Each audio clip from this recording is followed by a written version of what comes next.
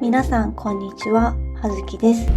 スウェーデンに移住して約2ヶ月が経とうとしています。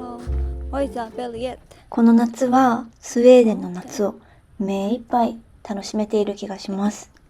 例えばカヌーに行ったり、湖で泳いだり、そしてブルーベリーを詰めに行ったり、などなど。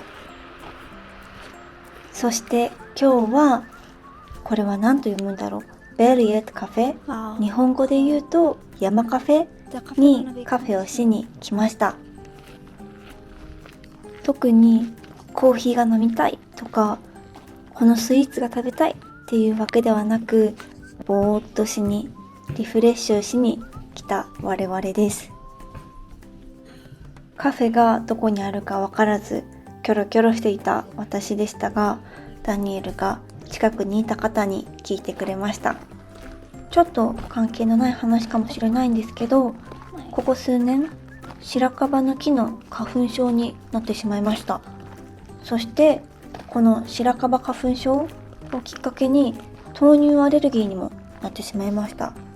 なんかですね、白樺花粉のアレルゲンと大豆のタンパク質の構造が似ているので、豆乳をたくさん飲むと体が白樺花粉を食べているって誤って反応してしまっていることが原因みたいです。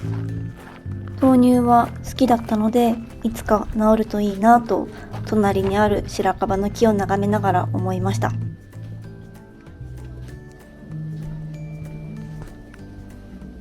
お目当てのカフェにやってきました。ショーケースには食事系のサンドイッチやスイーツ系のケーキ、パイ、クッキーなどが並べられています。ちょっとお昼ご飯を食べたいなっていう時や、コーヒーとお茶菓子でゆっくりしたいなと思う時や、いろんな方向で利用できるカフェだなと思いました。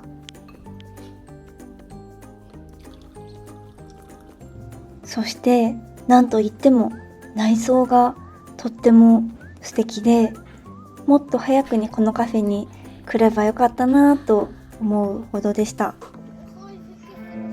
でもこの日は天気が良かったので、テラス席でいただくことにしました。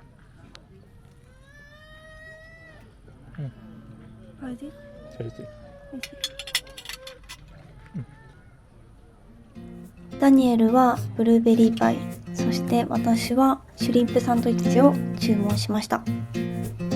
マヨネーズの多さに少し圧倒されちゃいました。でも総じて美味しかったです。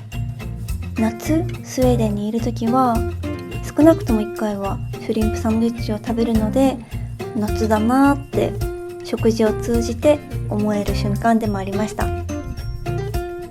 ダニエルのブルーベリーパイもちょっと分けてもらったんですけど、思った以上に甘かったです。ダニエルの口にはちょうどよくて、これこれと言ってました。野外コンサートですかねの準備をしている方もいらっしゃいました。家にこもりきって気分がちょっと沈んだ時、こうやって外に出てカフェで30分ぐらいゆっくりすると、なぜか一日がとっても幸せな日だったなと思えるんだなとこの日は思いました。普段の生活の中に非日常を加えることはなんかちょっといいのかもしれません。Like thinking about the cuteness, Degerfors is much prettier. No, it's not. It's not. 今はカールスコーガの隣町のデーゲフォーシュというところに来ました。デーゲフォーシュの、紙工場でダニエルは以前働いておりました。How was that? What? How was the experience of working at the peppermill company? ダニエルは大学期間中1年間紙工場で働いてたらしくて、その当時このデーゲフォーシュにある工場でも1週間か2週間働いたらしいです。